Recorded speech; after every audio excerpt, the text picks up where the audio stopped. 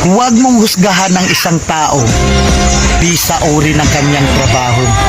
Katulong man yan, karpintero, basurero, o kahit ano pa ang trabaho, basta marangal. Dahil hindi naman batayan ang trabaho para respetuhin mo ang isang tao. Dahil ang buhay, kailangan natin ng diskarte para umasenso. Aanin mo ang diploma kung wala kang respeto sa kapwa. Kaya tayong lahat ay pantay-pantay lang. Tayong lahat ay may karapatang tratuhin ng tama kahit walang pinag-aralan.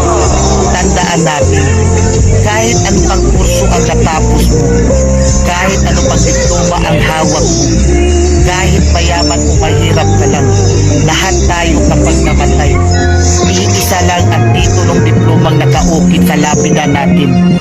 Rest and peace.